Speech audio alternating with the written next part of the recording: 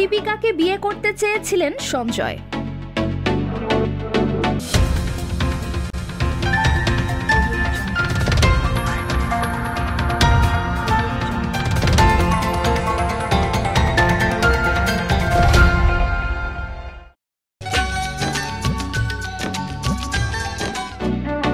কেন দীপিকাকে বিয়ে করতে চেয়েছিলেন সঞ্জয়?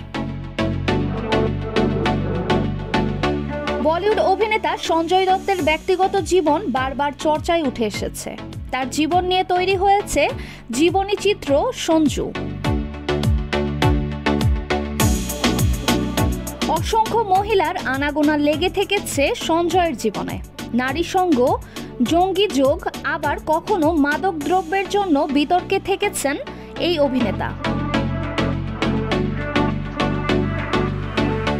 বর্তমানে তৃতীয় স্ত্রী মান্যতা দত্তের সঙ্গে সংসার করছেন সঞ্জয়। তবে একটা সময়ে দীপিকা পাডুকোনকেও বিয়ে করার ইচ্ছা প্রকাশ করেছিলেন তিনি। এক সাক্ষাৎকারে সঞ্জয় নিজেই জানিয়েছিলেন দীপিকার বয়স আর একটু কম হলে দীপিকাই হতেন তার চতুর্থ স্ত্রী। অভিনেত্রীর সৌন্দর্যে নাকি কুপোকাত তিনি।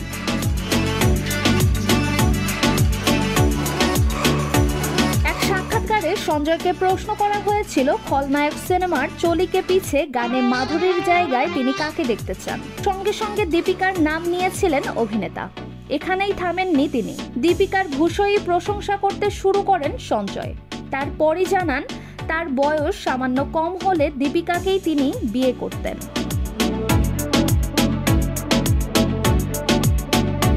সঞ্জয়ের এই সাক্ষাৎকারের ভিডিও সামাজিক মাধ্যমে ভাইরাল হয়েছিল।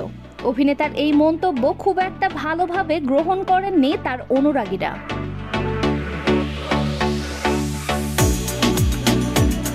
উল্লেখ্য, সঞ্জয়ের প্রথম স্ত্রী রিচা শর্মা 1996 সালে ব্রেন টিউমারে আক্রান্ত হয়ে মৃত্যু হয়েছিল তার। তারপর 1998 সালে বিমান সেবিকা রিয়া পিল্লাইকে বিয়ে করেন সঞ্জয়, কিন্তু সেই সম্পর্ক স্থায়ী হয়নি। 2008 সালে বিচ্ছেদের পথে হাঁটেন তারা। সেই বছরই মান্যতাকে বিয়ে করেন সঞ্জয়।